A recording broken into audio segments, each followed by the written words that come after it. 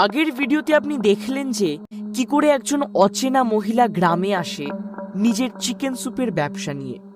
গ্রামের সব মানুষ তার যৌবনের জন্য মরতেও প্রস্তুত ছিল, আর ওর হাতের চিকেন স্যুপ আগুনে ঘি ঢালার কাজ করছিল। তারপর এন্ট্রি হলো কিছু বদমাইশ গুন্ডাদের, যারা তাকে নিয়ে নোংরা মন্তব্য করছিল, আর তার বদলে তারা পেল বেদনাদায়ক মৃত্যু। কারা মারলো এই বদমাইশগুলোকে জানবেন এই ভিডিওতে। কিন্তু আপনি যদি এই গল্পটির পার্ট 1 না দেখে থাকেন, তার জন্য সেটার লিংক আমি ডেসক্রিপশন বক্সে দিয়ে দিয়েছি। চলুন শুরু করা যাক। পরের দিন ভোর হওয়ার সাথে সাথে গ্রামের লোকেরা তাদের রোজগারের কাজে বেরিয়ে পড়ল।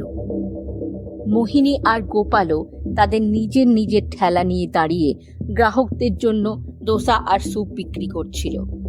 তখন জঙ্গলের পথ থেকে একজন কাঠকুড়ুনে ছুটে এসে গ্রামবাসীকে বলল যে টনি আর কল্যাণ নামের 2 বদমাইশকে কেউ মেরে জঙ্গলে ফেলে রেখে গেছে। তাদের লাশ গাছের নিচে পড়ে আছে। এটা শুনে লোকেরা হতবাক হয়ে গেল, কিন্তু তাদের মধ্যে কেউ কেউ মনে করল যে যা ঘটেছে তা ঠিক হয়েছে, কারণ তারা ছিল বদমাইশ আর ওদের এই পরিণতিটাই স্বাভাবিক। কিন্তু গতকাল মোহিনীর সাথে ঘটে যাওয়া ঘটনার কথা গোপাল জানত। মোহিনীর দিকে তাকালেই মোহিনী গোপালের দিকে এক অদ্ভুত হাসি দিল। এটা দেখে সে একটু ভয় পেয়ে গেল। গ্রামবাসীও সেদিন কল্যাণ আর টনির হত্যাকাণ্ড নিয়ে আলোচনা করে কাটিয়ে দিল। আর পরের দিন সূর্য ওঠার সাথে সাথে গ্রাম থেকে উধাও হয়ে গেল আরেক তরুণী। প্রতিবারের মতো এবারও গ্রামবাসীরা তাকে অনেক খোঁজাখুঁজি করেও তার কোনো চিহ্ন পেল না। গোপাল প্রতিদিন মোহিনীর পাশে তার ঠেলা লাগাতো এবং সে বুঝতে পারছিল যে মোহিনীর আচরণ এবং চেহারার পরিবর্তন হচ্ছে। আরে যখন এই মেয়েটি এসেছিল তখন সে কত কালো এবং কুৎসিত ছিল, কিন্তু অনেকদিন ধরে আমি লক্ষ্য করেছি দিনে দিনে আরো বয়স কমে যাচ্ছে আর সুন্দরী হচ্ছে। আমার তো কিছু গন্ডগোল মনে হচ্ছে।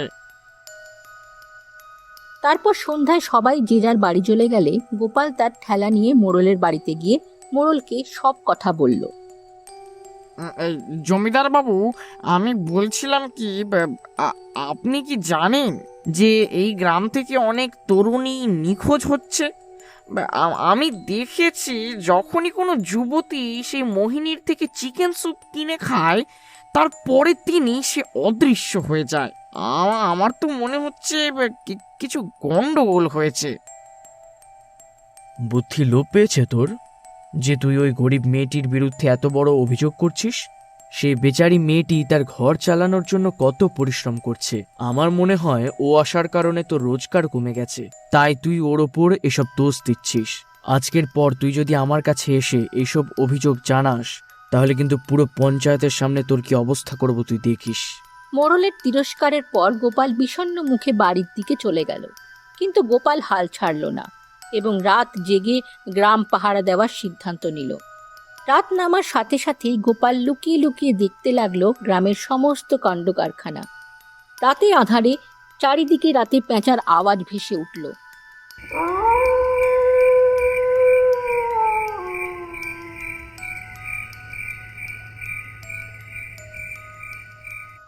গোপাল অপেক্ষা করছিল। তখন সে দেখল ঘুমের মধ্যে গ্রামের একটি মেয়ে হেঁটে আসছে, আর দেখতে দেখতে সে গ্রাম থেকে জঙ্গলের দিকে চলে যাচ্ছে। সাহস সঞ্চয় করে গোপালও তাকে অনুসরণ করল। কিছু দূর যাওয়ার পর মেয়েটি ঘন জঙ্গলে পৌঁছে গেল। গোপালও তাকে অনুসরণ করে চলছে। হঠাৎ গোপাল পায়ের নুপুরের আওয়াজ শুনতে পেল। আওয়াজ শুনে গোপাল খুব ভয় পেয়ে গেল এবং সাথে সাথে পেছন ফিরে তাকাতেই হঠাৎ জোরে একটা ধাক্কা খেয়ে সে সোজা মাটিতে পড়ে গেল। আর পড়ে যেতেই তার মাথা একটা পাথরে ধাক্কা লেগে সে অজ্ঞান হয়ে গেল। গোপাল ওখানেই পড়ে রইল এবং রাতটাও কেটে গেল। পরদিন সকালে এক গ্রামবাসী যখন ছাগল চড়াতে গিয়েছিল, গোপালকে দেখে সে খুব ভয় পেয়ে গেল। সে ভেবেছিল গোপাল মারা গেছে এবং সে ভয় পেয়ে গ্রামের দিকে সাহায্যের জন্য দৌড়ে গেল। কিছুক্ষণ পর মোড়ল আর তার গ্রামের লোকজনদের নিয়ে গোপালের কাছে সে ফিরে এলো। মোড়ল গোপালের কাছে গিয়ে দেখলো সে তখনও শ্বাস নিচ্ছে। মোড়ল সঙ্গে সঙ্গে জল চাইলেন এবং গোপালের চোখে মুখে ছিটিয়ে দিলেন। গোপালের জ্ঞান ফিরে এলো। গোপাল খুব ভয় পেয়ে গেছিল। সে পুরো ঘটনাটা মোড়লকে বলল। এখন মোড়লেরও বিশ্বাস গোপালের ওপর। পর গ্রামবাসীরা মিলে সিদ্ধান্ত নিল যে তারা আজ রাতে পাহারা দেবে। সবাই গোপালকে নিয়ে গ্রামে ফিরে গেল। তারপর সারা গ্রামে রাতের নীরবতা ছড়িয়ে পড়তেই গ্রামের লোকেরা গোপনে পাহারা দিতে শুরু করলো। কিছুক্ষণ পর দেখলো গ্রামের একটা মেয়ে ঘুমের মধ্যে হেঁটে যাচ্ছে। সেও একই জঙ্গলের রাস্তা দিয়ে যাচ্ছে। তখন গ্রামের লোকেরা হাতে মশাল নিয়ে মেয়েটিকে অনুসরণ করলো। কিছু দূর হাঁটার পর তারা দেখতে পেল মেয়েটি বনের একটি গুহায় পৌঁছলো। মেয়েটি সেখানে পৌঁছতেই গুহার দরজাটা খুলে গেল আর মেয়েটি গুহায় ঢুকে গেল। গ্রামের লোকজন মেয়েটির পেছন পেছন গিয়ে সেই গুহার দরজায় পৌঁছানোর সাথে সাথে দেখতে পেল চুলার ওপর একটা পাত্র ছিল, যেটাতে কিছু রান্না হচ্ছিল।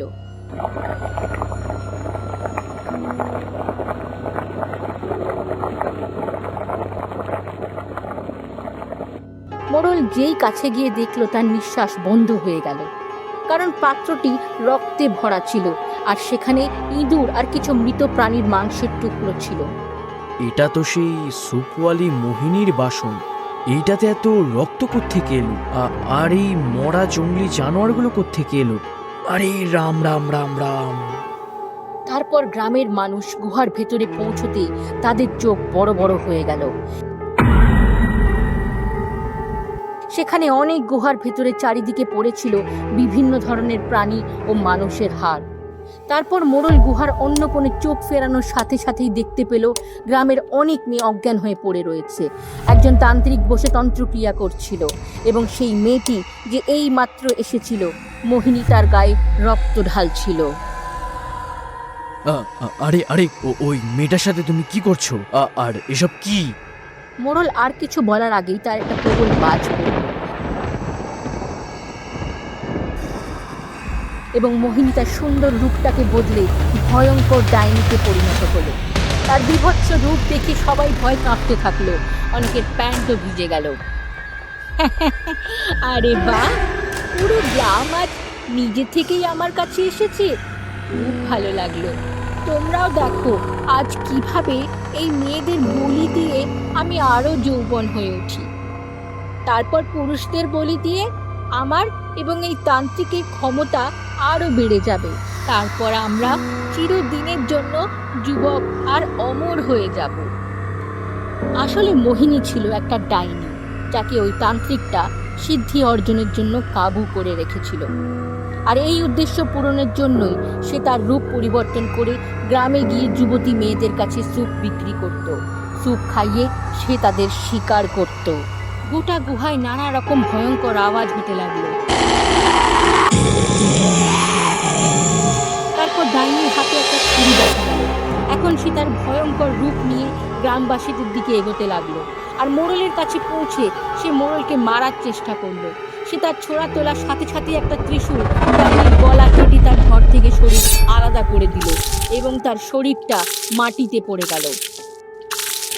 সেই ত্রিশূলটি ছিল একটি অঘরী বাবা, আর এই বাবা নিজেই ত্রিশূল দিয়ে সেই ডাইনির গলা কেটে ফেলেছিলেন।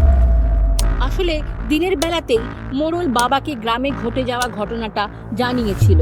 এখন অঘরী বাবা গ্রামে এসেছেন গ্রামের মানুষদের রক্ষা করার জন্য। এরপর গ্রামবাসীদের ভয়ে ক্ষোভে পরিণত হলো। তারা এসে সেই তান্ত্রিককে তাদের মশাল দিয়ে জীবন্ত পুড়িয়ে মারল। এভাবেই ভীমনগর গ্রামের চিকেন স্যুপওয়ালির সেই ডাইনিটা শেষ হলো।